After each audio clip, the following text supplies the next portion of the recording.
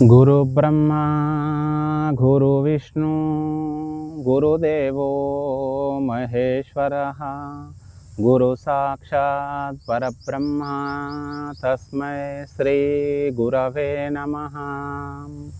मन्नादो श्री जगन्नाथो मद्गुरु श्री जगद्गुरु ममात्मा सर्वभूतात्मा तस्मै శ్రీ గురవే నమః। శ్రీ గురుభ్యో నమః। హరి ఓం। శ్రీమాత్రే నమః। బ్రాహ్మణ స్త్రీ నుంచి వచ్చిన వారంతా బ్రాహ్మణులు కాదు, యజ్ఞోపవేతం ధరించిన వాళ్ళంతా బ్రాహ్మణులు కాదు, నిత్యము వేదాధ్యాయం పఠించేవాళ్ళు, బ్రహ్మజ్ఞానం కలిగిన వారు, మాంసము మద్యము పొవాకు సేవించని వాళ్ళు, సత్య శౌచము గలవాళ్ళు, బ్రాహ్మణ కులానికి చెందిన బ్రాహ్మణుగా పరిగణలోకి వస్తుంది। బ్రహ్మ నుంచి జన్మించిన వాళ్ళు బ్రాహ్మణులు, బ్రహ్మకు మరో పేరే ప్రజాపతి।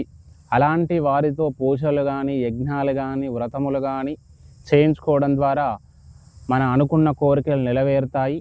అదేవిధంగా ఆశీర్వాదము కానీ పూజలు కానీ గణపతి హోమాలు కానీ గణపతి పూజలు కానీ అమ్మవారి పూజలకు కానీ సంబంధించినవి అసలైన బ్రాహ్మణుడితో పూజలు చేయించుకోవడం వలన అనుకున్న పనులు కోరికలు అతి త్వరగా నెరవేరుతాయి, మనశ్శాంతి లభిస్తుంది।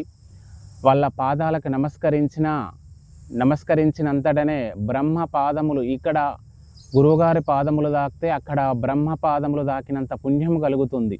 కాబట్టి అసలైన బ్రాహ్మణుని ద్వారా పూజలు చేయించుకోండి,